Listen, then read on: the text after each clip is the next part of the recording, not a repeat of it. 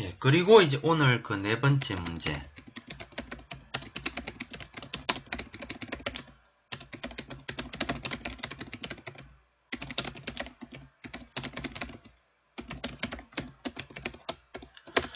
동령, 이제 문제 자체로만 봤을 때는, 자, 동령님과, 일령님의 경영에서 요구가 되는 결정인자를, 자, 비교하여 설명하시오. 라는 문제가, 이번 그 3교시에서, 나왔었죠.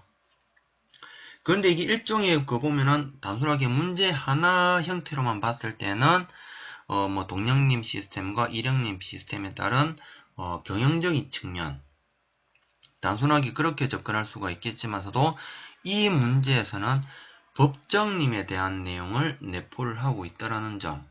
이게 제가 생각할 때는 법정님에 대한 내용을 내포를 하고 있다라고 생각을 하고 있기 때문에 법정님으로서 진행을 하는 것이 법정님에 대한 부분을 시작으로 해서 답안을 전개를 하는 것이 옳지 않을까라고 생각을 하는 게 제 생각이라고 말씀을 드릴 수가 있을 것 같아요. 그리고 CS분님도 지금 오셨는데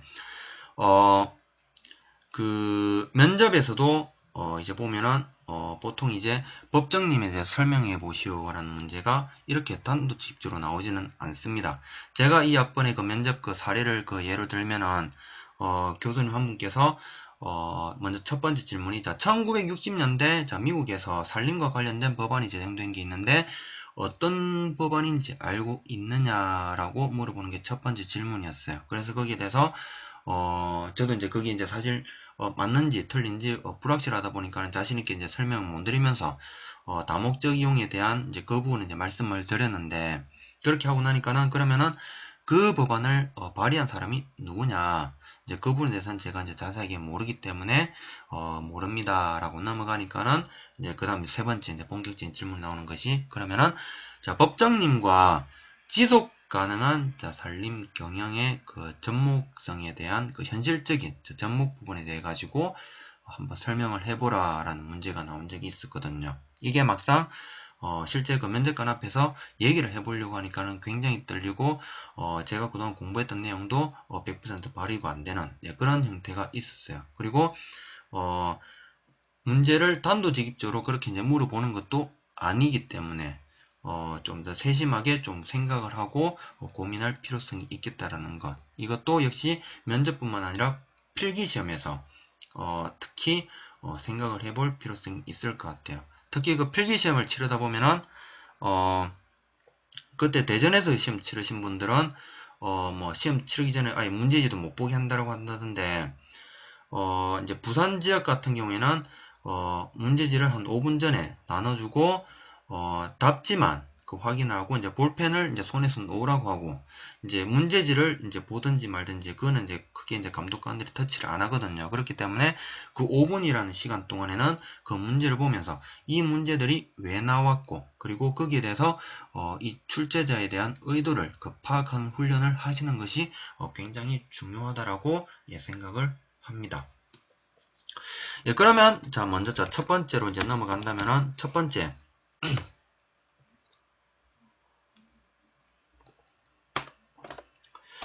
저는 이제 먼저 접근을 자 법정님의 자 개요로서 시작을 해줄 것 같아. 이 문제 같은 경우에는 이 동령님과 일령님의 경영에서 요구되는 결정인자라는 게 결국에는 동령님 경영 시스템과 일령님 경영 시스템으로 구분을 하고 이것이 법정님의 구조에서 그 파생되는 형태이기 때문에 저는 법정님의 개요로서 시작을 해보려고 합니다.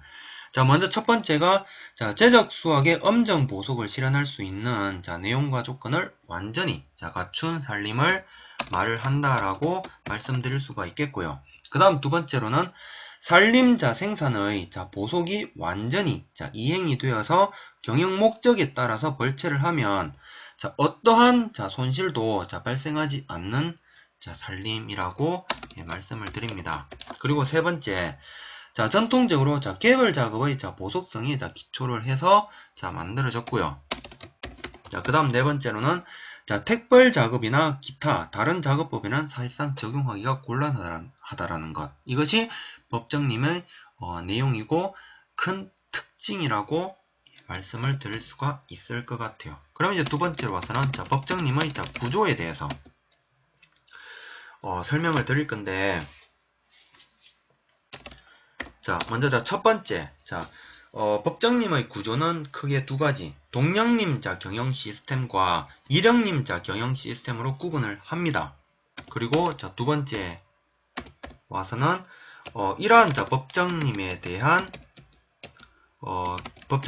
가장 중요한 자, 요건이 있는데, 크게 두 가지가 있습니다. 먼저 첫 번째가 자, 비례적으로 자, 영급이라든지 크기 그러니까 면적이 나타나는가 하는 것이 첫 번째가 되겠고요. 그 다음 두 번째가 희망하는 자, 크기와 질을 갖는 대략적으로 똑같은 연년 또는 정기 수확량이 영구히 얻어질 수가 있는 그런 비율로 인분의 영급 및 자, 크기가, 그러니까 크기라면 면적이 되겠죠.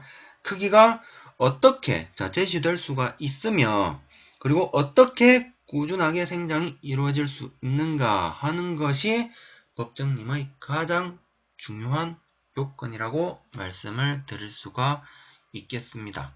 그리고 이제 그 두 가지 패턴으로 이제 구분을 해서, 그러니까는 동령님 자, 경영에서 요구되는 결정인자가 있겠고요. 그 다음에 일령님 경영에서 요구가 되는 결정인자가 있겠습니다.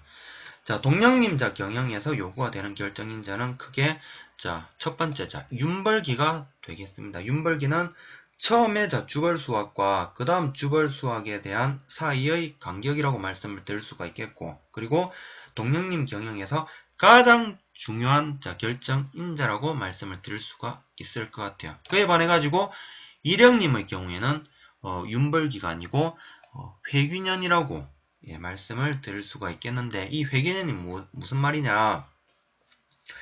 자, 각 인분에 있어서 맨 처음 수확된 면적이 또다시 수확이 되는데 걸리는 자, 기간을 회귀년이라고 말씀을 드릴 수가 있겠습니다. 그리고 이제 다시 동령님 경영으로 넘어와서 윤벌기 다음으로 이제 두 번째 부분에 대해서는 자, 수확, 그러니까 이용 그 감벌이 되겠고요. 그 다음에 세 번째로는 자, 갱신 자, 수종, 그 다음이 자, 임지 정리 및 자, 갱신 방법, 그 다음에 그 외에 다른 이제 무육 처리, 그러니까는 뭐 예비 감벌이라든지 뭐 개선벌, 그 다음에 구제벌, 임지 비배, 이러한 것들이 있을 수가, 이러한 총 5가지가 있겠고요. 그 다음에 일령님에 관해 가지고는 회귀년 다음으로 두 번째 경우에는 잔존 인목 자, 축적 수준이 어느 정도인지, 그리고 인분의 구조는 어떠한 형태를 나타내는지, 그 다음에 지속 가능성에 대한 과정 부분, 그 다음에 다른 조림적인 처리 부분, 그러니까는 구제벌이라든지 임지 비배적인 측면에서의 다른 조림적인 처리 부분을 결정인자로서 볼 수가 있겠고, 그 다음 여섯 번째는 갱신 수종 부분, 그 다음에 마지막으로는 자, 임지 정리 및 자, 갱신 방법. 이것이 이상 동령님과 일령님에 대한 경영에서 요구가 되는 결정인자로서 설명을 드릴 수가 있을 것 같아요. 예. 그리고 이제 세 번째 단락으로 와서는 자, 법정님에 대한 발전적인 자, 비판을 해보고자 합니다.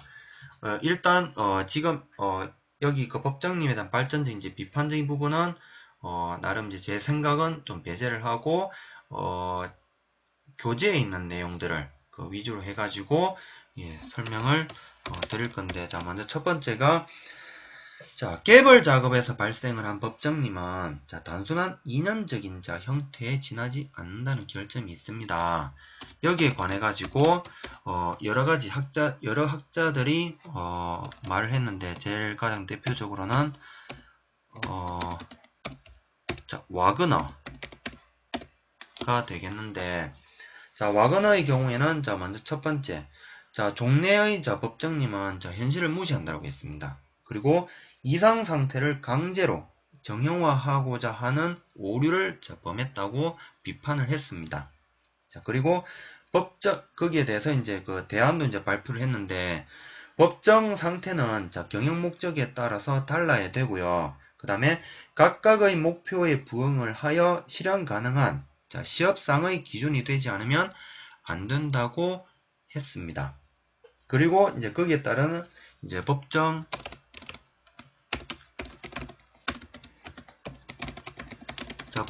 조건에 관해 가지고 이제 5가지를 제시를 했는데, 자, 먼저 첫 번째가 임지는 가장 좋은 상태를 유지를 하도록 해야 됩니다. 그리고 수종의 혼효라든지 품종에 관해 가지고 환경적으로도 경영적으로도 가장 좋은 상태로 구성을 해야 되고요. 그 다음에 임목의 갱신이라든지 보육이 환경에 적합해야 합니다. 그리고 산림 생산 과정에서 피해에 대한 보호 조직을 준비를 해야 되고요. 그 다음에 마지막으로는 교통 및 운반 시설을 구비, 그러니까는 임도시설 확충에 대한 그 필요성을 역설을 했다라는 점, 알고 계시면 될 것 같고요. 그리고 이제 세 번째 와서, 그러면은 현실적인 의미에 대한 법정님은 어떠한 내용이냐. 자, 먼저 첫 번째가 경영 목적에 보다 잘 적합하도록 조직된 산림을 말을 합니다. 그리고 두 번째로는 바람직한 경제적인 조직, 기술적인 조직 및 보호적인 수학, 규제에 의해 가지고 성립하는 것, 이것이 현실적인 의미의 법정님이라고 말씀을 드릴 수가 있겠고요. 그리고 이제 마지막 네 번째 이제 결론 부분에 와서는 법정님에 대해 가지고 체계적으로 이제 연구를 해서 개별 작업뿐만 아니라 골라배기라든지 이런 그 다양한 형태의 작업종에 적용이 가능한, 그리고 지속 가능한 산림 경영의 내용에 부합한 산림 기술 발전을 위한 노력이 필요하다라는 것. 이것이 이 문제에 대한 제가 생각하는 설명이라고 말씀을 드릴 수가 있을 것 같아요.